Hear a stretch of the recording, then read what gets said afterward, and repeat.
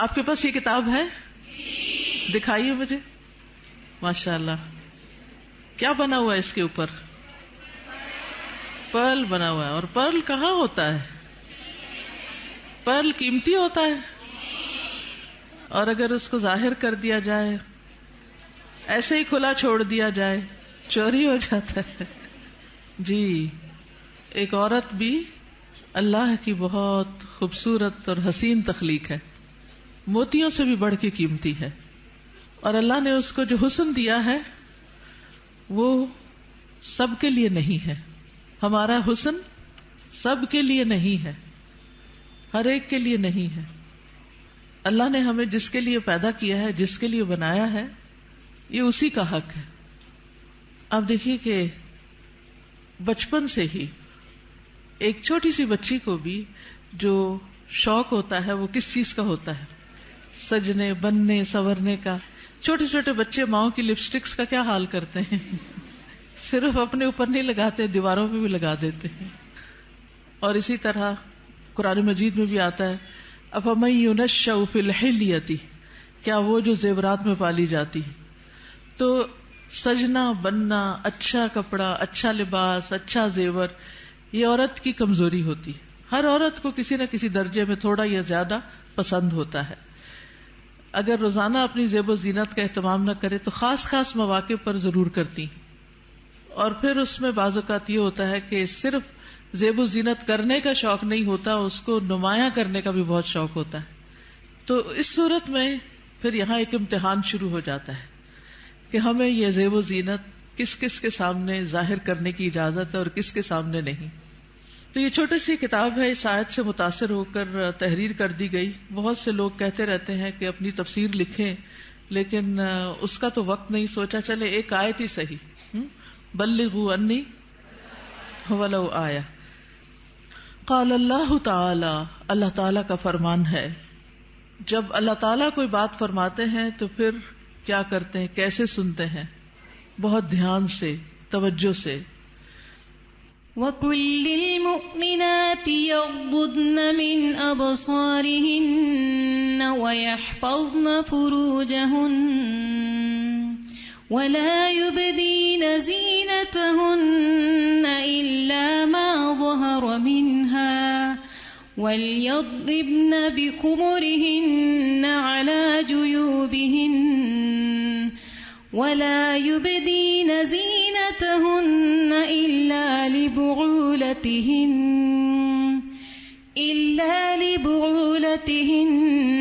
أَوْ آبَائِهِنَّ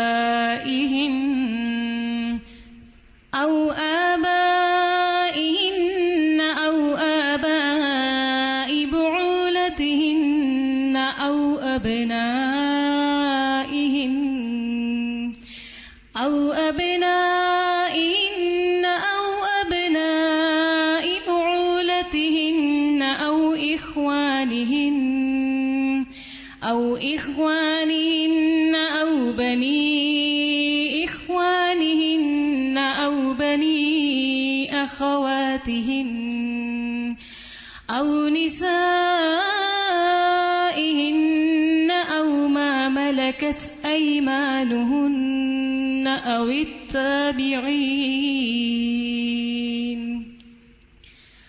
التَّابِعِينَ غَيْرِ أُولِي الْإِرْبَةِ مِنَ الرِّجَالِ أَوِ الطِّفْلِ الَّذِينَ لَمْ يَظْهَرُوا عَلَى عَوْرَاتِ النِّسَاءِ وَلَا يَضْرِبْنَ بِأَرْجُلِهِنَّ لِيُعْلَمَ مَا يُخْفِينَ مِنْ زِينَتِهِنَّ وَتُوبُوا إِلَى اللَّهِ جَمِيعًا أَيُّهَا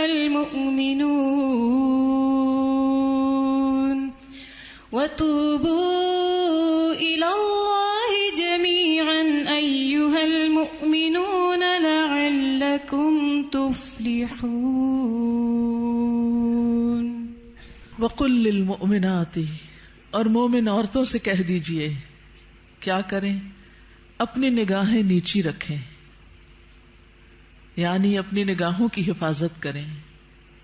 اور اپنی شرم گاہوں کی حفاظت کریں، اور اپنی زینت ظاہر نہ کریں، اپنی خوبصورتی نمایاں نہ کریں سوائے اس کے جو خود ظاہر ہو جائے، اور اپنے سینوں پر اپنی اوڑھنیاں ڈالے رکھیں، اور اپنی زینت ظاہر نہ کریں سوائے اپنے شوہروں کے یا اپنے باپ کے یا اپنے شوہروں کے باپ کے یا اپنے بیٹوں کے یا اپنے شوہروں کے بیٹوں کے یا اپنے بھائیوں کے یا اپنے بھائیوں کے بیٹوں کے یا اپنی بہنوں کے بیٹوں کے یا اپنی عورتوں کے یا اپنے غلاموں کے یا وہ زیر دست مرد جو کسی اور قسم کی رغبت نہ رکھتے ہوں، یا وہ بچے جو عورتوں کی پوشیدہ باتوں سے ابھی واقف نہ ہوئے ہوں، اور اپنے پاؤں زمین پر مار کر نہ چلیں کہ ان کی پوشیدہ زینت لوگوں کو معلوم ہو جائے۔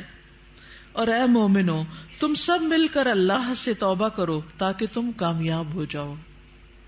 یعنی اس حکم کی کہیں نہ کہیں جو خلاف ورزی ہوتی ہے اس پر توبہ کرو تاکہ کامیاب ہو سکو۔ اس سے پتہ یہ چلتا ہے کہ اگر اس حکم کی خلاف ورزی کی گئی تو کہیں ایسا نہ ہو کہ کامیابی مخدوش ہو جائے۔ تو ارشاد ہے وَقُلْ لِلْمُؤْمِنَاتِ، اور مومن عورتوں سے کہہ دیجئے۔ پیج 3، مومنات کون ہوتی ہیں؟ جو ایمان لانے والیاں ہیں، اللہ اور اس کے رسول محمد صلی اللہ علیہ وسلم کا حکم دل سے مان لینے والیاں، ماننے کے بعد ان احکامات پر عمل کرنے والیاں، اللہ سے اپنی محبت کے دعوے کو سچ کر دکھانے والیاں۔ اللہ تعالیٰ کا ارشاد ہے ان المسلمین والمسلمات والمؤمنین والمؤمنات والقانتین والقانتات والصادقین والصادقات والصابرین والصابرات والخاشعین والخاشعات والمتصدقین والمتصدقات والصائمین والصائمات والحافظین فروجهم والحافظات والذاکرین اللہ کثیرا والذاکرات اعد اللہ لهم مغفرة واجرا عظیما۔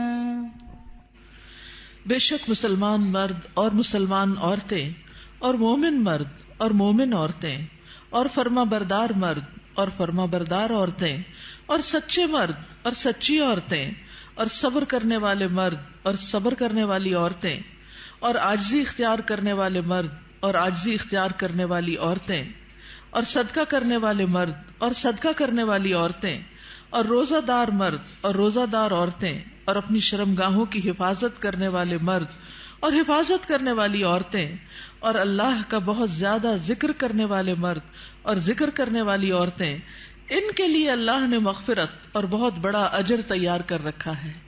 اللہ کی بخشش اور بڑا اجر کس کے لیے ہے؟ ان صفات کے حامل مومن مردوں اور عورتوں کے لیے۔ تو ارشاد ہے وَقُلْ لِلْمُؤْمِنَاتِ، کیا ارشاد؟ پیج 4، یغضضن من ابصارہن، کہ وہ اپنی نگاہیں نیچی رکھیں۔ کیا مطلب ہے اس کا؟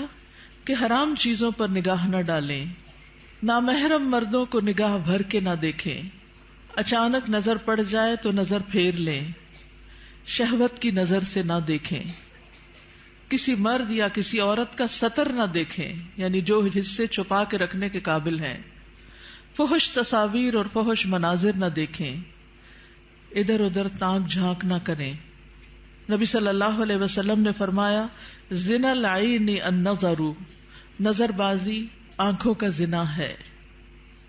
نبی کریم صلی اللہ علیہ وسلم نے فرمایا تم اپنی طرف سے مجھے 6 چیزوں کی ضمانت دو، میں تمہیں جنت کی ضمانت دوں گا۔ جب بات کرو تو سچ بولو، جب وعدہ کرو تو پورا کرو، جب تمہارے پاس امانت رکھی جائے تو ادا کرو، اپنی شرمگاہوں کی حفاظت کرو، اپنی نگاہوں کو نیچا رکھو اور اپنے ہاتھوں کو روکے رکھو۔ تو یہ حکم ہے نگاہیں نیچی رکھنے کا۔ پھر آیت کے اگلے حصے میں فرمایا وَيَحْفَظْنَ فُرُوجَهُنَّ، اور وہ اپنی شرمگاہوں کی حفاظت کریں، یعنی جسم کے قابل ستر حصے چھپا کر رکھیں۔ باریک اور تنگ لباس خصوصاً چست پاجامے سطر ڈھانپنے کے تقاضے پورے نہیں کرتے. زنا، بدکاری اور فحاشی سے بچیں. بلا ضرورت اپنے جسم کا کوئی حصہ نہ کھولیں. ہم جنس پرستی سے دور رہیں. جانوروں یا مصنوعی آلات سے جنسی خواہش پوری نہ کریں. پھر فرمایا وَلَا يُبْدِينَ زِينَتَهُنَّ، اور اپنی زینت ظاہر نہ کریں، یعنی جسمانی ساخت اور شکل و صورت کی خوبصورتی کو نمایاں نہ کریں. زینت میں دونوں چیزیں آ جاتی ہیں، جسم کا فگر بھی اور شکل و صورت کی خوبصورتی بھی. پھر مصنوعی اور آرائشی زینت جیسے زیور، لباس یا میک اپ وغیرہ چھپا کر رکھیں نان محرم سے. باریک لباس نہ پہنیں. گھر سے نکلتے وقت تیز خوشبو نہ لگائیں کیونکہ وہ بھی زینت کا حصہ ہے. رسول اللہ صلی اللہ علیہ وسلم نے فرمایا 2 قسم کے لوگ جہنمی ہیں جنہیں میں نے نہیں دیکھا. وہ لوگ جن کے پاس بیلوں کی دموں کی طرح کے کوڑے ہوں گے جن سے وہ لوگوں کو مارتے ہوں گے. وہ عورتیں جو لباس پہن کر بھی بے لباس ہوں گی، مائل کرنے والیاں، مائل ہونے والیاں، گویا ان کے سر بختی اونٹ کے کوہان کی مانند ہوں گے، یعنی سر خاص طور پر اوپر، سروں کے اوپر مزید بالوں اور کا جوڑا بنا کے یا اونچے کر کے اس کو اٹھایا ہوا ہو. وہ جنت میں داخل نہ ہوگی اور نہ اس کی خوشبو پائیں گی، حالانکہ اس کی خوشبو اتنی اور اتنی دور سے آتی ہوگی. یہ صحیح مسلم کی روایت ہے. پھر فرمایا الا ما ظہر منہا، سوائے اس کے جو اس میں سے ظاہر ہو جائے. وہ زینت جو خود بخود ظاہر ہو جائے، نہ کہ ظاہر کی جائے. مثلا چادر کا ہوا میں اڑ جانا اور زینت کا کھل جانا. وہ زینت جس کو چھپانا ممکن نہ ہو، جیسے چادر، گاؤن یا اسکارف وغیرہ. جسمانی ساخت میں سے دراز قد یا متناسب جسم ہونا، اس میں بھی ایک اٹریکشن ہوتی ہے، اب یہ چھپائی نہیں جا سکتی. سیدنا ابن مسعود اس کی تفسیر میں فرماتے ہیں کالرداء والثیاب، جیسے چادر اور کپڑے. چادر جو اوپر کی چادر یا گاؤن وغیرہ ہوتا ہے، یا جو کپڑے نیچے سے نظر آ جاتے ہیں. یاد رہے زینت ظاہر ہونے اور زینت ظاہر کرنے میں فرق ہے. ایک وہ ہے جو آپ خود کھول دیتے ہیں اور ایک وہ ہے جو اتفاق سے ہو جاتی ہے. پھر فرمایا وَلْيَضْرِبْنَ بِخُمُرِهِنَّ عَلَى جُيُوبِهِنَّ، اور وہ اپنی اوڑھنیاں اپنے سینوں پہ ڈالے رکھیں. خمار یعنی سر کے کپڑے یا دوپٹے سے خواتین سر، بال، کان، گردن اور سینہ ڈھانپ کر رکھیں. کیونکہ کچھ خواتین جب اسکارف پہنتی ہیں تو اس کو اتنا زیادہ اسٹرولر کی طرح لپیٹنا شروع کر دیتی ہیں کہ وہ بعض اوقات تو گلے کا کچھ حصہ بھی نظر آ رہا ہوتا ہے اور سینہ تو پورا کھل جاتا ہے. بعض ایک پلو اوپر کر کے نقاب بنا لیتی ہیں، ان کا آدھا سینہ نظر آ رہا ہوتا ہے، یعنی آدھا ڈھانکا ہوا ہوتا ہے، آدھا نمایاں ہوتا ہے. وہ اور زیادہ اٹریکٹیو ہو جاتا ہے، زیادہ توجہ کھینچنے لگتا ہے. تو اس لیے اللہ کا حکم ہے کہ عورت اپنے سینے کے حسن کو چھپا کر رکھے مردوں سے، کیونکہ یہ مرد کے لیے ایک فتنہ بن جاتا ہے. باریک دوپٹہ جس میں سے بال اور گردن جھلک رہے ہو وہ نہ اوڑھیں. زمانہ جاہلیت میں عورتیں پردے کا اہتمام نہیں کرتی تھیں، بلکہ جب کوئی عورت مردوں کے پاس سے گزرتی تو اپنے سینے کو کھول کے گزرتی. بسا اوقات وہ اپنی گردن، بالوں کی مینڈیاں اور کانوں کی بالیاں تک ننگا کر لیتی تھی. کیا کیا؟ گردن، بالوں کی مینڈیاں اور کانوں کی بالیاں، ان کو نکال لیتی تھی. اب بھی آپ نے دیکھا ہوگا بعض اسکارف اس طرح پہنتے ہیں کہ کانوں کا زیور باہر لٹک رہا ہوتا ہے. لہٰذا اللہ تعالیٰ نے مومن عورتوں کو حکم دیا کہ وہ ایسے مواقع پر پردے کا اہتمام کریں. سیدہ عائشہ فرمایا کرتی تھی جب یہ آیت نازل ہوئی وَلْيَضْرِبْنَ بِخُمُرِهِنَّ عَلَى جُيُوبِهِنَّ، تو ان سب نے اپنے تہ بندوں کو کناروں سے پھاڑ کر ان کی اوڑھنیاں بنا لی. یعنی جو نیچے تہ بند ہوتا ہے نا، جو نیچے پہنتے ہیں شلوار کی طرح، تو انہوں نے کیا کیا کہ اور اگر کپڑا نہیں ملا سر کا اس طرح چادر بنانے والا تو انہوں نے انہی کو ہی ذرا صحیح کر کے، یعنی اس کے کنارے وغیرہ کاٹ کے اس کو چادر کی شکل دے دی.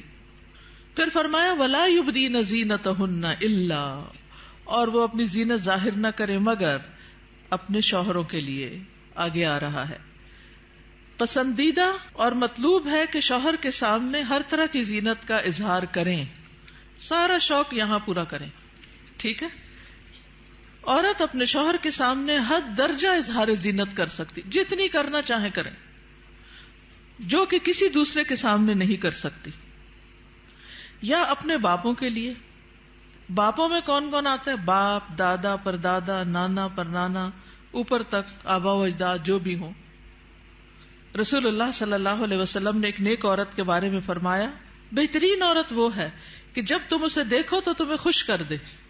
تو شوہر کس طرح خوش ہوگا جب آپ اچھے کپڑے پہنیں گے، اچھا لباس کے ساتھ اچھا زیب و زینت، زیور، میک اپ وغیرہ میں ہوں گے. لیکن بہت سی خواتین گھر میں تو کھانا پکاتے پکاتے کپڑوں میں اس قدر کھانے کی اسمیل آ جاتی ہے اور کچن میں پسینے سے برا حال ہو جاتا ہے، اور پھر جب شوہر گھر آتا ہے تو اسی حال میں استقبال کرتی. اور پھر جب شوہر کو کھانا وغیرہ دے کے فارغ ہو کے جب اپنی سہیلی یا کہ بازار جانا ہوتا ہے تو نہا دھو کے میک اپ وغیرہ کر کے نکل جاتی ہے، کیونکہ اب شوہر آ گیا گھر میں، وہ بچے سنبھالے گا، ہم ذرا آؤٹنگ پہ جائیں. تو یہ بالکل الٹ ہے اس حکم کے جو ہمیں دیا گیا. فرمایا بہترین عورت وہ ہے کہ جب تم اسے دیکھو تو تمہیں خوش کر دے، جب تم اسے کوئی حکم دو تو تمہاری اطاعت کرے، اور تمہاری غیر موجودگی میں اپنے نفس اور تمہارے مال کی حفاظت کرے. یا اپنے شوہروں کے باپ کے لیے، شوہر کا باپ جیسے سسر، شوہر کا نانا، شوہر کا دادا، شوہر کا پرنانا، شوہر کا پردادا، اوپر تک آبا و اجداد.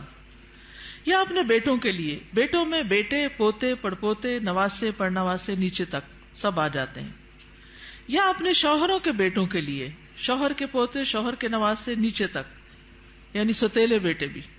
اس میں شوہر کے بیٹے اور ان کے آگے بچوں کے بچے بھی سب آ جاتے ہیں. یا اپنے بھائیوں کے لیے، سگے بھائی، ستیلے بھائی، رضائی بھائی، تینوں اس میں شامل ہیں. یا اپنے بھائیوں کے بیٹوں کے لیے، سگے بھائیوں کی اولاد، ستیلے بھائیوں کی اولاد، رضائی بھائیوں کی اولاد، یعنی بھتیجے، بھتیجوں کے بیٹے، پوتے وغیرہ. یا اپنی بہنوں کے بیٹوں کے لیے، سگی بہنوں کی اولاد، ستیلی بہنوں کی اولاد، رضائی بہنوں کی اولاد، یعنی بھانجے، بھانجوں کے بیٹے، پوتے وغیرہ. یا اپنی عورتوں کے لیے، قابل اعتماد اور باکردار عورتیں. نبی کریم صلی اللہ علیہ وسلم نے فرمایا، لا تباشر المرأة المرأة، پہلی تاء پیش ہے، ٹھیک کر لیجئے. لا تباشر المرأة المرأة فتنعتها لزوجها كأنه ينظر إليها، کوئی عورت کسی عورت کے جسم کے ساتھ جسم نہ لگائے. بعض اوقات لوگ حق کر رہی ہوتی ہیں لڑکیاں ایک دوسرے کو، تو اتنا زیادہ چپک جاتی ہیں ایک دوسرے سے، یہ بھی درست نہیں. اور پھر اس طرح بھی کہ وہ اپنے شوہر سے اس کا حلیہ بیان کرے، یعنی جس طرح وہ فیل کرے اس عورت کو، پھر گھر جا کے اپنے میاں کو اس کی ساری تعریف کر کے بتائے کہ گویا وہ اسے دیکھ رہا ہے. یا تمہارے دائیں ہاتھ جن کے مالک ہوئے، لونڈیاں اور غلام مراد ہیں یہاں، لیکن جو گھریلو ملازمین ہیں یہ لونڈی غلام میں شامل نہیں ہوتے، ان سے احتیاط برتنی چاہیے. گھریلو مرد ملازمین کے ساتھ گفتگو میں محتاط رویہ اختیار کرے، جیسے ڈرائیور ہو، چوکیدار ہو، ان کے ساتھ بہت ہنس ہنس کے بات کرنے کی ضرورت نہیں. مذکورہ والا تمام رشتوں کے سامنے زینت کا اظہار کرتے ہوئے ان کے مقام اور احترام کو پیش رکھیں. جوان بچوں کے سامنے سینہ اور گریبان کھولنے میں احتیاط برتیں، یعنی ان میں سے جو بھائی جوان ہیں یا بیٹے جوان ہیں یا پوتے وغیرہ، تو ان کے سامنے اپنے سینے کو بہت نمایاں نہ کریں، اور اسی طرح اپنے سطر کو چھپا کر رکھیں. سیدنا انس بیان کرتے ہیں کہ نبی کریم صلی اللہ علیہ وسلم فاطمہ رضی اللہ تعالی عنہا کے لیے غلام لائے جو آپ نے ان کو ہبہ کر دیا. انس رضی اللہ عنہ نے کہا کہ فاطمہ پر اس وقت ایسا کپڑا تھا جب وہ اسے اپنے سر پر اوڑھتی تو ان کے پاؤں تک نہ پہنچتا، جب وہ اسے اپنے پاؤں چھپاتی تو سر پر نہ رہتا. یاد رکھیے وہ پاؤں بھی چھپا رہی تھی. جبکہ نبی کریم صلی اللہ علیہ وسلم نے ان کی یہ الجھن دیکھی تو فرمایا، بے شک تمہارے لیے کوئی حرج نہیں، تمہارے سامنے صرف تمہارے والد اور تمہارا غلام ہے. اس غلام کا نام عبداللہ بن مسعدہ تھا. یہ فزاری تھے، سخت سیاہ فام. سیدہ فاطمہ نے انہیں پرورش کر کے آزاد کر دیا تھا رضی اللہ تعالی عنہا. اب التابعین غیر اولی الاربۃ من الرجال، یا پیروی کرنے والے غیر حاجت مند مرد، یعنی یہ کون سے مرد ہیں جن سے پردے میں نرمی اختیار کی جا سکتی ہے؟ نکاح کی حاجت نہ رکھنے والا. بعض ہوتے ہیں نا بچپن سے خاندانوں کے ساتھ لگ جاتے ہیں اور وہ پوری زندگی ایک بچوں کی طرح ہی ساتھ ہوتے ہیں، اور پھر بڑھاپے کی عمر میں ان کا کوئی اور ٹھکانہ نہیں ہوتا، تو وہ یعنی کہ گھروں میں اگر ہوتے ہیں ان کو گھر کی جو لڑکیاں ہیں وہ اپنی بیٹیوں کی طرح ہی ہوتی ہیں، اور ویسے بھی انہیں شادی کا کوئی شوق نہیں ہوتا. عورتوں سے رغبت نہ رکھنے والا، بدھو قسم کا، بے وقوف بدھو جس میں شہوت نہ ہو، بالکل بوڑھا. بعض اوقات ایسے بچے ہوتے ہیں نا، اسپیشل بچے کہ جن کو کوئی مینٹلی ان کو کوئی سمجھ نہیں ہوتی. جنسی خواہشات سے آری، مخنث اور ہجڑے جن میں کوئی شہوت نہ ہو، یہ یاد رکھیے، کیونکہ بعض ہجڑے جو ہیں ان کے اندر سب کچھ ڈیولپڈ ہوتا ہے. لیکن ان افراد کے سامنے زینت کا اظہار کرتے ہوئے بھی احتیاط کا دامن نہ چھوڑیں، پھر بھی محتاط رہیں. غیر اولی الاربا سے مراد وہ بے خبر ہے جس میں شہوت نہ ہو، یہ سیدنا ابن عباس کا قول ہے. اب الطفل الذین لم یظہروا علی عورات النساء، یا وہ بچے جو عورتوں کی چھپی ہوئی باتوں سے ابھی واقف نہیں ہوئے. نابالغ بچے جن کا جنسی شعور بیدار نہ ہوا ہو، جو کم عمری کی وجہ سے عورتوں کے حالات اور مخصوص اوصاف سے واقف نہ ہوں، جن کو کوئی سمجھ نہ ہو پیریڈز کیا ہوتے ہیں، اور یعنی ابھی ان کی عورتوں سے متعلق جو خاص باتیں ان کو سمجھ نہ ہو. ابن کثیر کہتے ہیں جب بچہ بالغ ہو یا بلوغت کے قریب ہو اور ان چیزوں کو جانتا پہچانتا ہو، بدصورت اور خوبصورت عورت میں تمیز کر سکتا ہو، یعنی جس دن بچہ یہ کہ نا ماما وہ بہت خوبصورت ہے، تو اسے عورتوں کے پاس نہ آنے دیا جائے. یہ ابن کثیر کی تفسیر ہے. کسی خاص عمر کی یہاں قید نہیں، بچے کی سمجھ کے مطابق احتیاط سے کام لیتے ہوئے زینت کا اظہار کرے. لیکن افسوس ہوتا ہے ان خواتین پر جو اچھے بھلے جوان لڑکوں کو گلے لگا لیتی ہیں، یا ان کے سر پہ ہاتھ پھیرنے لگتی ہیں، یا ہاتھ ملانا شروع کر دیتی ہیں. یہ بھی اس حکم کے منافی ہے، چاہے بچپن سے اس بچے کو آپ نے پالا ہی کیوں نہ ہو. وَلَا يَضْرِبْنَ بِأَرْجُلِهِنَّ لِيُعْلَمَ مَا يُخْفِينَ مِنْ زِينَتِهِنَّ، اور وہ اپنے پاؤں مارتی ہوئی نہ چلیں کہ جو وہ اپنی زینت میں سے چھپاتی ہیں اس کو جان لیا جائے. یعنی مردوں کو متوجہ کرنے والی چال نہ چلیں، یعنی چلتے ہوئے بھی ایک وقار کا خیال رکھیں. جھنکار والی پازیب نہ پہنے، یعنی پاؤں کا زیور ایسا کہ جو چن چن کرے اور بازار میں دوسروں کو متوجہ کرے، وہ نہیں پہنے. باہر گھر میں پہن سکتے ہیں. آواز پیدا کرنے والا جوتا استعمال نہ کرے، یعنی جیسے بہت ہائی ہیل پہن کے پھر وہ ٹک ٹک ٹک سے سب متوجہ ہو جاتے ہیں، اس سے بھی بچیں. تیز خوشبو استعمال نہ کریں. ابن کثیر کہتے ہیں اس ممانعت میں ہر وہ چھپی ہوئی زینت داخل ہے جو حرکت کرنے سے ظاہر ہو جائے. اسی ضمن میں عورت کو خوشبو لگا کر باہر نکلنے سے بھی منع کیا گیا ہے کہ لوگ اس کی خوشبو محسوس کریں. زمانہ جاہلیت میں رواج تھا کہ عورت جب راستے میں چلتی اور اس نے پاؤں میں پازیب پہنی ہوتی جس کی آواز سنائی نہ دیتی، تو وہ اپنے پاؤں زمین پر اس طرح مارتی جس سے مردوں کو پازیب کی جھنکار سنائی دیتی. تو اللہ تعالیٰ نے مومن عورتوں کو ایسا کرنے سے منع کر دیا. نبی کریم صلی اللہ علیہ وسلم نے فرمایا ہر آنکھ زنا کرتی ہے، اور عورت جب خوشبو لگا کر کسی مجلس سے گزرتی ہے تو وہ ایسی اور ایسی ہے، یعنی زانیہ ہے. تو اس لیے خوشبو کے معاملے میں بھی احتیاط برتیں. ایسی خوشبو نہ لگائیں کہ جو پھیل رہی ہو، خصوصاً اگر آپ بازار سے ہو کر گزر رہے ہیں، یا مردوں کے ساتھ آپ کا کسی بھی طرح کا کوئی انٹریکشن ہے، یا گھر میں کوئی ایسا رشتہ دار ہے کہ جو محرم نہیں ہے. وَتُوبُوا إِلَى اللَّهِ جَمِيعًا أَيُّهَا الْمُؤْمِنُونَ لَعَلَّكُمْ تُفْلِحُونَ، اور اے مومنو سب کے سب اللہ کی طرف توبہ کرو تاکہ تم فلاح پاؤ. اس میں پچھلے گناہوں پر ندامت کا اظہار کریں، یعنی اللہ تعالیٰ کے سامنے، آئندہ گناہ نہ کرنے کا عہد کریں، اپنی اصلاح کی ہر ممکنہ کوشش کریں، ان لغزشوں اور غلطیوں سے توبہ کریں جو پردے کے معاملے میں اب تک ہوتی رہیں. آئندہ زندگی کے لیے اپنے طرز عمل کی اصلاح ان ہدایات کے مطابق کر لیں جو اللہ اور اس کے رسول صلی اللہ علیہ وسلم نے دی ہیں. اللہ تعالیٰ کا ارشاد ہے وَهُوَ الَّذِي يَقْبَلُ التَّوْبَةَ عَنْ عِبَادِهِ وَيَعْفُو عَنِ السَّيِّئَاتِ وَيَعْلَمُ مَا تَفْعَلُونَ، اور وہی ہے جو اپنے بندوں کی توبہ قبول کرتا ہے اور ان سے درگزر فرماتا ہے، اور وہ جانتا ہے جو تم عمل کرتے ہو. وَهُوَ الَّذِي يَقْبَلُ التَّوْبَةَ عَنْ عِبَادِهِ وَيَعْفُو عَنِ السَّيِّئَاتِ وَيَعْلَمُ مَا تَفْعَلُونَ. دیگر محارم حقیقی چچا اور ماموں بھی محرم ہیں، کیونکہ بھتیجی اور بھانجی سے نکاح نہیں کیا جا سکتا. رضائی رشتے بھی نسبی رشتوں کی طرح محرم ہیں، ان کے سامنے بھی زینت کا اظہار جائز ہے. اللہ تعالیٰ کا ارشاد ہے حرمت علیکم امہاتکم أمهاتكم وبناتكم وأخواتكم وعماتكم وخالاتكم وبنات الأخ وبنات الأخت. تم پر تمہاری مائیں اور تمہاری بیٹیاں اور تمہاری بہنیں اور تمہاری پھپھیاں اور تمہاری خالائیں اور بھائی کی بیٹیاں اور بہنوں کی بیٹیاں حرام کر دی گئی ہیں. رسول اللہ صلی اللہ علیہ وسلم نے فرمایا، بے شک اللہ نے رضاعت سے بھی ان رشتوں کو حرام کر دیا جن کو نسب سے حرام کیا گیا.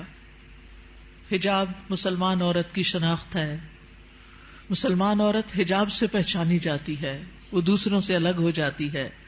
اللہ تعالیٰ کا ارشاد ہے، یا ایھا النبی قل لأزواجک وبناتک ونساء المؤمنین یدنین علیہن من جلابیبہن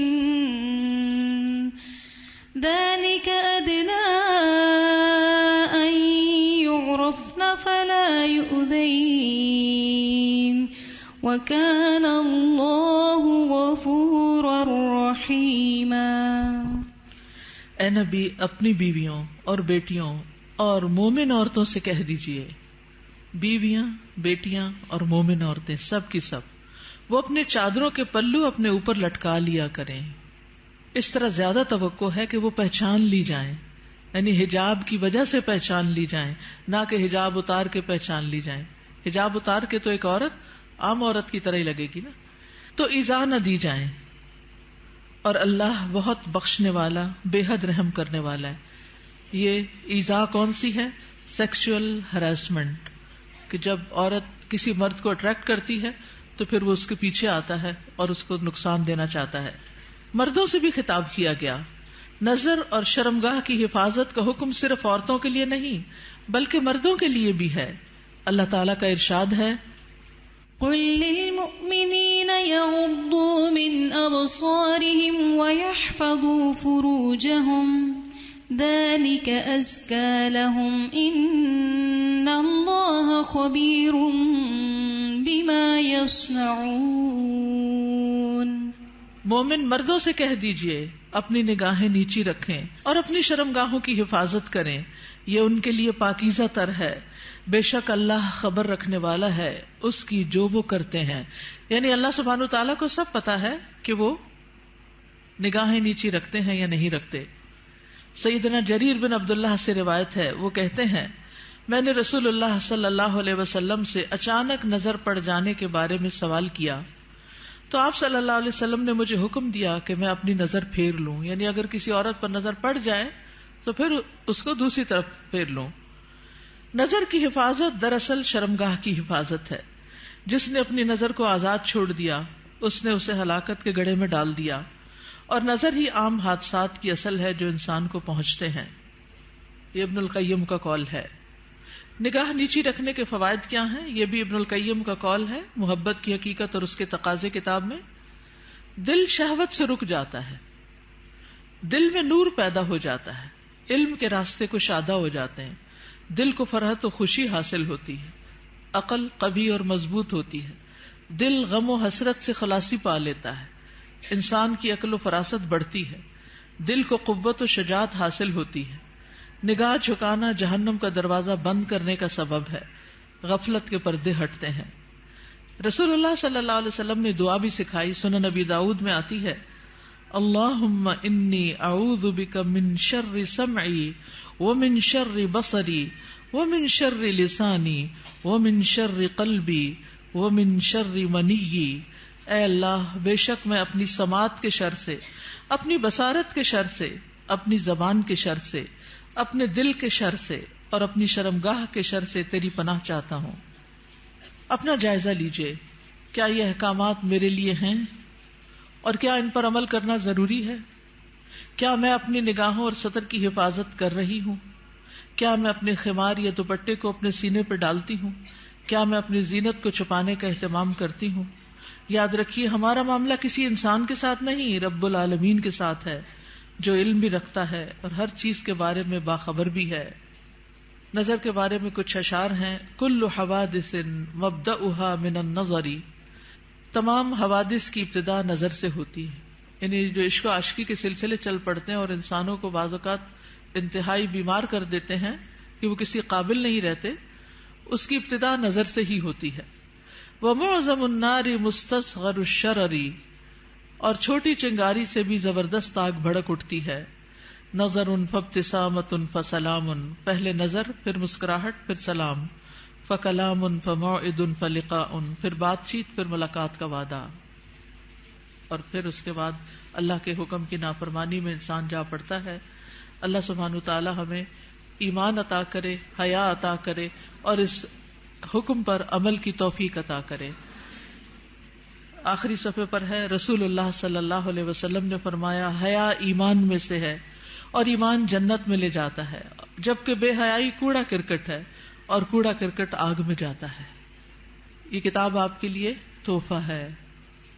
کیوں تحفہ ہے؟ تاکہ ہم اس پر عمل کریں اور کیا کریں، آگے بھی پہنچائیں. صرف اپنے آپ کو بچانا کسی شر سے، کسی نقصان سے کافی نہیں. اس کا ایک محرک یہ بھی تھا اس چھوٹے سے پمفلٹ کو لکھنے کا کہ بہت دفعہ مجھے خود یہ سننے کو ملا، بتایا گیا کہ کہاں ہے قرآن میں پردے کا حکم. آپ اپنے کالج میں، یونیورسٹی میں کولیگ سے بات کریں تو کہیں گے کہاں لکھا ہے قرآن میں؟ تو کوئی نہیں پردے کا حکم، یہ تو تم لوگوں نے خود ہی گاؤن سکارف چڑھا لیے. تو اگر یہ چھوٹی سی کتاب آپ کے پاس ہوگی تو فوراً دلیل نکالنا آپ کے لیے آسان ہوگا. ٹھیک ہے، آپ میں سے کوئی کچھ کہنا چاہتا ہے؟ آپ کی وجہ سے اگر ایک خاتون بھی اپنے اس حکم پر عمل کر لیتی ہیں تو آپ کے لیے صدقہ جاریہ ہوگا. کم از کم 2 لوگوں کے ساتھ مل کے یہ کتاب ضرور پڑھ لیجیے. استاذہ ایک بات دل میں آ رہی تھی، ایک پیج نمبر اس پہ ہے نا کہ نگاہ نیچی رکھنے کے فوائد. تو جیسے اس میں سارے فوائد لکھے ہوئے ہیں کہ دل میں نور ہوتا ہے اور علم کے راستے کشادہ ہو جاتے ہیں، غم سے چھٹکارا مل جاتا ہے، عقل قوی ہوتی ہے، غفلت کے پردے ہٹتے ہیں، جہنم سے انسان بچ جاتا ہے. تو دیکھیں ایک راستہ کھول کے نا نظر کو بہکانے والا شیطان نے ہمارے لیے کتنے راستے بند کر دیے. تو اس پہلا جو راستہ ہے اس کو وہیں اگر ہم بند کر دیں نا تو ہم پھر آگے انشاءاللہ یہ سارے راستے خود بخود کھل جائیں. بالکل. اور اس میں آپ دیکھیے کہ بہت سی ایسی خواتین کے مسائل، بہت سی لڑکیوں کے مسائل، اچھی بھلی سمجھدار لڑکیوں کے مسائل، اور خصوصاً اب موبائل کی وجہ سے اور ویڈیو چیٹنگ کی وجہ سے جو مسائل پیدا ہو رہے ہیں، اور تصویر کا اتنا فتنہ عام ہے کہ ہر چیز ہی کی تصویر بن بن کے شیئر کی جا رہی ہے، اس کی وجہ سے یہ مسائل اور بھی زیادہ بڑھ گئے ہیں. اور بعض اوقات انسان ایسے فساد میں جا پڑتا ہے کہ جو اس کی عقل پہ بھی پردہ ڈال دیتا ہے، پھر اس میں نہ اپنی عزت کی پرواہ ہوتی ہے، نہ ماں باپ کی، نہ کسی دین کی اور نہ کسی اور کی. تو اس لیے بہت ضروری ہے کہ اس چیز کو عام کیا جائے اور لڑکیوں کو اس فتنے سے بچایا جائے. جی ستیلے بھائی محرم ہوتے ہیں. نمازوں میں خشوع کا مسئلہ ہر ایک کو رہتا ہے، تو نگاہ کی حفاظت سے نمازوں میں بھی خشوع آتا ہے. کوشچن ہے جیسے سعودی عرب میں وہ لوگ آنکھوں کا بھی پردہ کرتے ہیں، اور یہی ہے کہ آپ نے جیسے آیت پڑھی اس کا ترجمہ پڑھا ہے تو اس کا ترجمہ یہی ہوتا ہے کہ لٹکایا جائے کپڑا. تو وہ لوگ اس طرح کہتے ہیں کہ آنکھ کا پردہ وہ دوپٹہ اس طرح کرتے ہیں کہ آنکھوں تک آتا ہے. تو اس میں آپ کیا کہیں گے؟ اور دوسرا یہ کہ ان کا جو گاؤن ہے وہ پاؤں کے نیچے تک ہوتا ہے، کیا یہ حالات؟ جی گاؤن نیچے تک ہونا چاہیے، ٹخنے ننگے نہیں ہونے چاہیے. اور ابھی یہ زمین کو جو ٹچ کر رہا ہوتا ہے. جی تو آنکھ کا پردے میں آپ کیا کہتے ہیں اس میں؟ جس طرح وہ لوگ کرتے ہیں، جی جتنا انسان اپنے آپ کو ڈھانک سکے اتنا ہی بہتر ہے. مطلب وہ لوگ پلہ جو ہے اوپر کر کے کرتے ہیں، لیکن ہمارے یہاں ایسا کوئی دیکھیے ہمارے یہاں بھی جب میں چھوٹی ہوتی تھی تو اس وقت جو نقاب ہوتا تھا وہ پورے جارجٹ کے کپڑوں کا وہ نیچے ڈالتے تھے. میں خود یونیورسٹی میں، پنجاب یونیورسٹی میں جب میں پڑھتی تھی تو میرے اپنے نقاب اسی طرح کا لگا ہوا تھا، اور جو ینگ ٹیچرز ہوتے تھے ان کی کلاسوں میں پورا ڈال کے بیٹھتی تھی، سامنے نہیں دیکھتی تھی. یہ پیج نمبر 4 پہ نا لاسٹ میں ہے، یا غضضن من ابصارہن، بالکل لاسٹ میں، اور اپنے ہاتھوں کو روکے رکھو. یہ مجھے تھوڑا سا یعنی یہ حدیث ہے نا جس میں بہت سی چیزوں کے روکنے کی بات ہے. مسلمان وہ ہوتا ہے نا جس کے ہاتھ اور زبان سے دوسرے محفوظ رہیں. ہاتھوں کو روکے رکھو شر سے، کسی کو تکلیف دینے سے. خاص طور پر عورتوں کو سوچنا چاہیے اس موقع پر. چلے آپ نے ہاتھ کا ذکر کر ہی دیا، وہ مائیں اللہ کو کیا حساب دیں گی جو بات بے بات پر اور شوہر سے بھی ناراضگی اور کسی اور کے ساتھ بھی جو انبن ساس کا بھی غصہ سارا بچوں پہ نکالتی ہیں. بات بات پہ بچوں کی پٹائی کرتی ہیں. آج ہی ایک بچی نے مجھے تقریباً 7 منٹ کا میسج بھیجا جس میں رو رو کے وہ ذکر کر رہی تھی کہ میں بچپن سے اپنی ماں سے کس طرح پٹتی آ رہی ہوں کہ اگر اس کے ہاتھ میں ڈنڈا ہے تو اس نے ڈنڈا مار دیا، ہتھوڑی ہے تو ہتھوڑی مار دی، دیگچا ہے تو دیگچا مار دیا، اور چھوٹی موٹی گالیاں بھی نہیں. اگر ہم کسی وجہ سے اوپر چڑھ گئے تو کہا طوائف ہو تم بھی کوٹھے پہ بیٹھو گی. اور اس قدر غلیظ لینگویج کہ میں پریشان ہو گئی سن کے کہ ہمارے مسلمان معاشرے میں ایسی مائیں بھی ہیں. تو یہ ہے ہاتھوں کو روکنے کا مطلب کہ جس پر ہاتھ چلانے کا بس چلتا ہو اس سے اپنے آپ کو روک کے رکھیں. چھوٹی چھوٹی باتوں میں بال کھینچ دینا، کان مروڑ دینا، ہاتھ مروڑ دینا، دھکا دے دینا، اٹھا کے پٹخا کے بچے کو پھینکنا، اس سب کا حساب دینا ہوگا.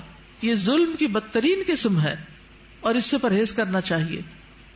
چلیے آج کے دن سیٹرڈے کو ہم فقہ القلوب پڑھتے ہیں اور میرا بالکل دل نہیں چاہتا کہ ہم فقہ القلوب کو چھوڑ دیں، کیونکہ اس کتاب سے میں نے بہت کچھ سیکھا ہے اور یہ بہت زیادہ ایمان کو بڑھانے والی ہے. تو برکت کے لیے تھوڑا سا آپ سب کے ساتھ بھی شیئر کرتی ہوں تاکہ آپ بھی اس کو شروع کر لیں، کیونکہ فقہ القلوب جو ہے وہ قلب سے تعلق رکھتی ہے اور جب تک قلب کی اصلاح نہ ہو تو باقی اعضاء کی ہو نہیں سکتی.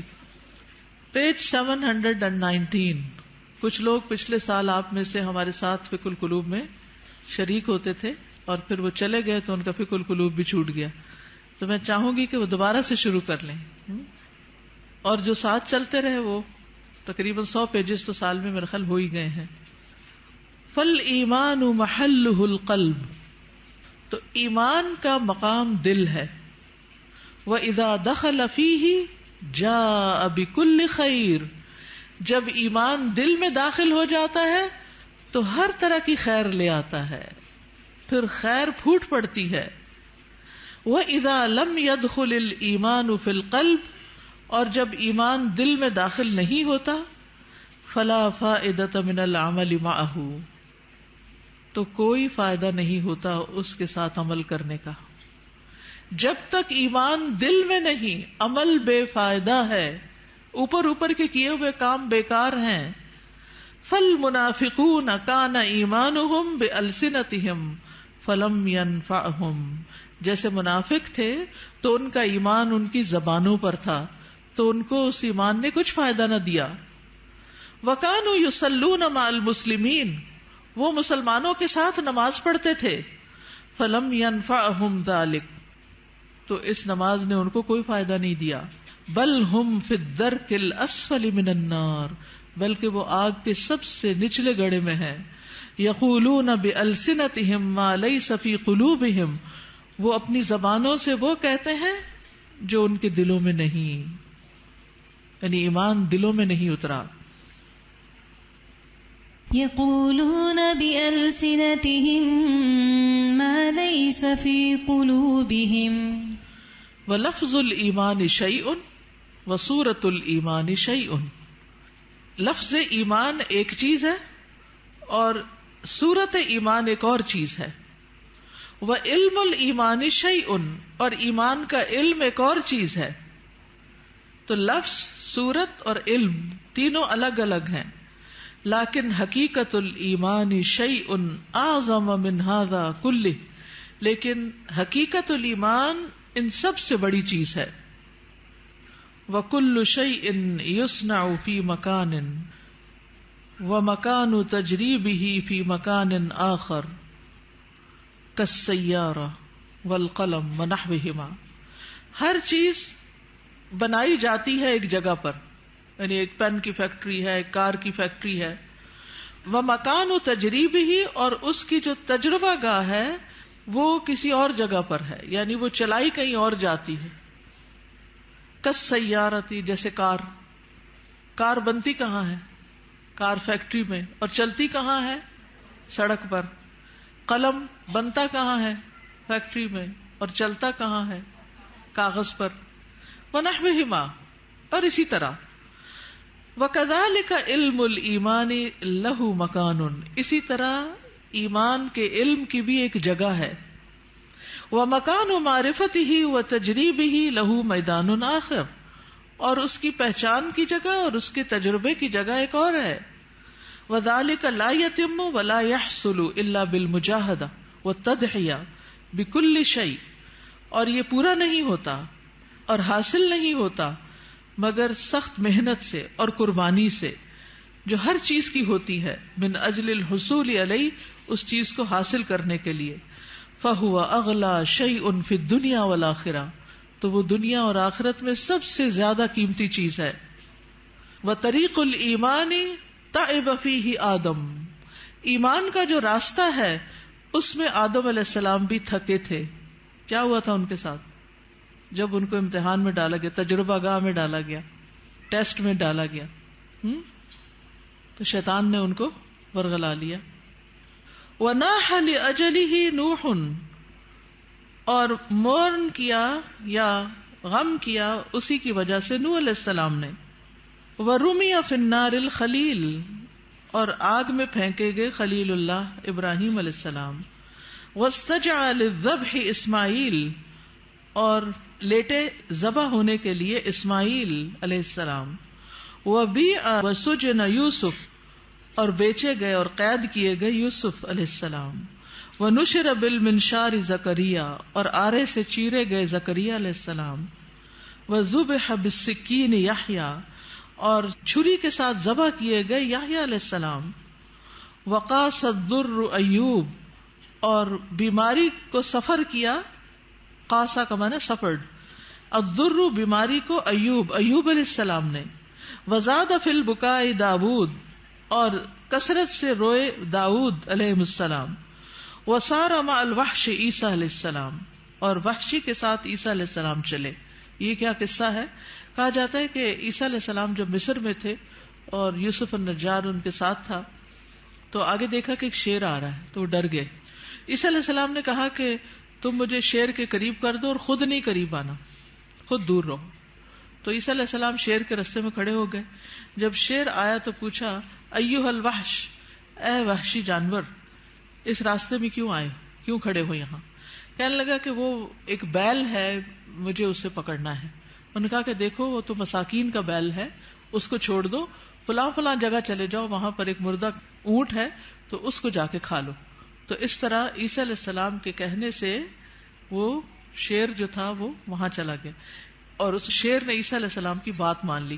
لیکن شیر سے بات کرنا اور شیر کو روکنا، نہیں منکر کرنا کوئی آسان کام نہیں تھا، لیکن عیسیٰ علیہ السلام نے اپنے آپ کو خطرے میں ڈال کر مسکینوں کو ان کا بیل دلوا دیا، یعنی ان کا بیل ہلاک نہیں ہوا، ورنہ تو شیر کھا جاتا۔ تو یہ اسرائیلیات میں سے ہے یہ واقعہ، اس کی صداقت تو اللہ ہی کو معلوم ہے، لیکن ہمیں حدثوا عن بنی اسرائیل ولا حرج کے تحت بیان کر دیا گیا ہے۔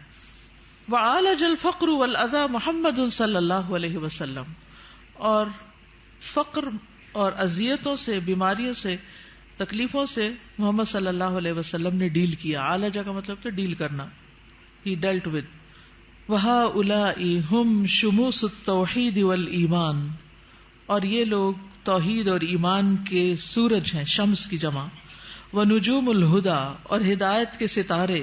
وَجِبَالُ الصَّبْرِ وَالْيَقِينِ، اور صبر اور یقین کے پہاڑ۔ فَالْإِيمَانُ أَصْلُ الدِّينِ وَقَاعِدَتُهُ، تو ایمان دین کی اصل ہے اور اس کا قاعدہ ہے۔ الَّتِي يُبْنَى عَلَيْهَا الْبِنَاءُ، جس پر عمارت کی بنیاد رکھی جاتی ہے۔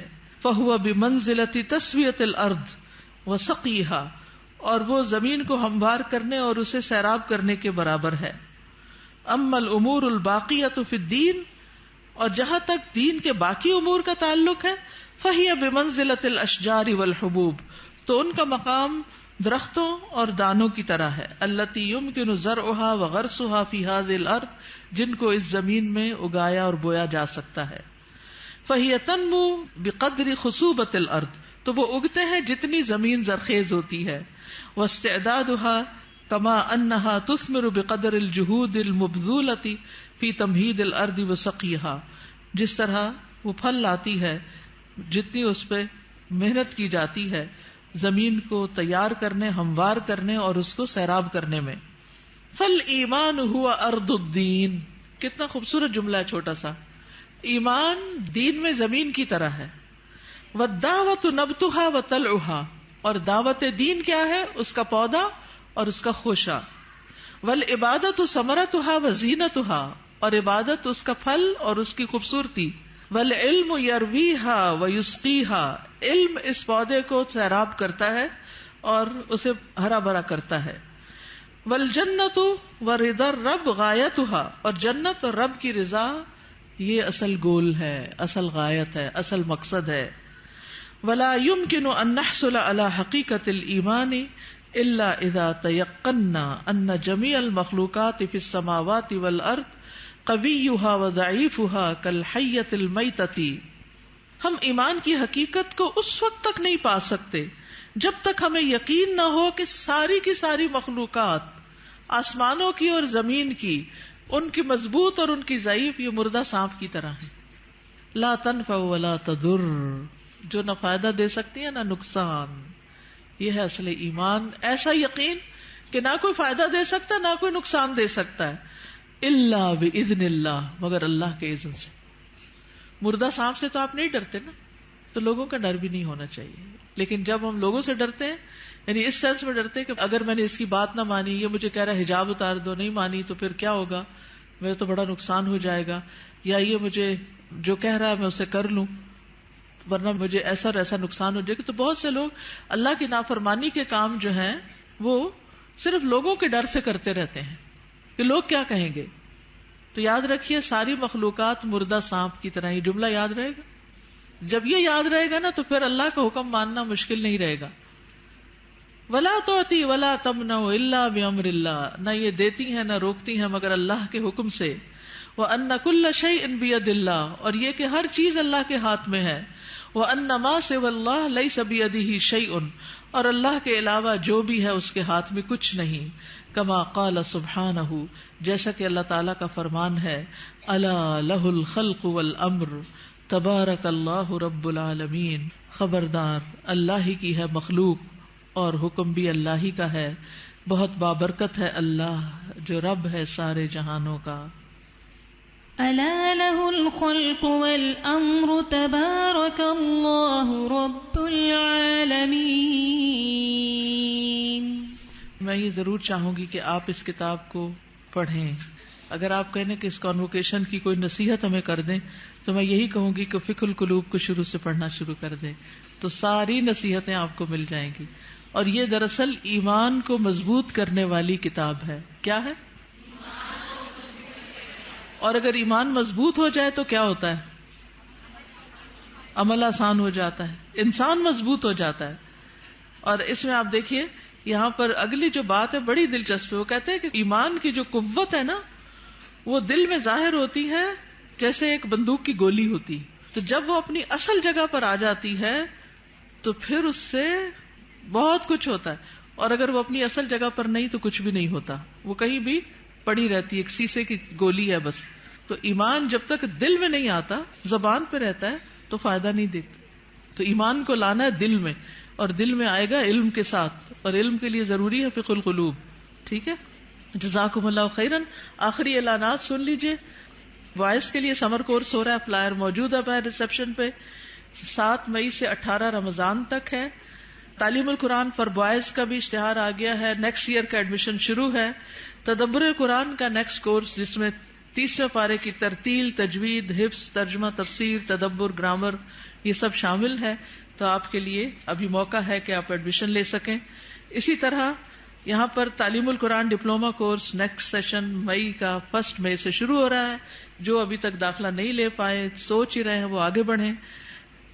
اسلامی تربیتی کورس، جی ہاں، رمضان کے ساتھ دورہ قرآن کے ساتھ انشاءاللہ 14 مئی سے شروع ہو رہا ہے، 14 مئی سے 26 رمضان تک.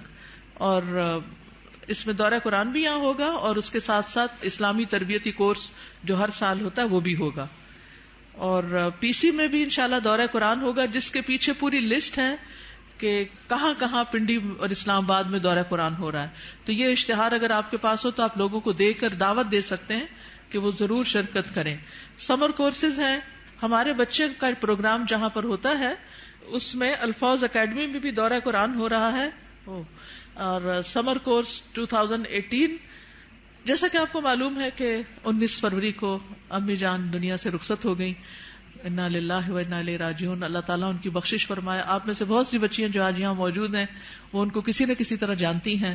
وہ تقریباً ہر تعلیم القرآن میں ایڈمیشن لے لیتی تھیں, پھر ایک دفعہ تعلیم التجوید میں بھی لے لیا انہوں نے, پھر تدبر قرآن کو بھی اٹینڈ کرنا ایز اے لسنر شروع کر دیا. تو بہرحال وہ فوت ہوئی تو ان کی وفات کے موقع پر کچھ لوگوں نے اپنے تاثرات کا اظہار کیا اور پھر یہ خواہش ظاہر کی کہ نانی اماں کے اوپر ایک کتاب لکھی جائے. تو الحمدللہ کوثر فیض کو اللہ جزائے خیر دے, اس نے مختصر سے عرصے میں یہ کتاب لکھ لی اور الحمدللہ کتاب چھپ کر آ گئی ہے. تو جو گریجویٹس ہیں ان کے لیے یہ گفٹ ہے کتاب, جب آپ باہر نکلیں گے گریجویٹس. باقی جو اسٹوڈینٹس وغیرہ ہیں وہ اگر خود لے لیں تو بہت اچھا ہے.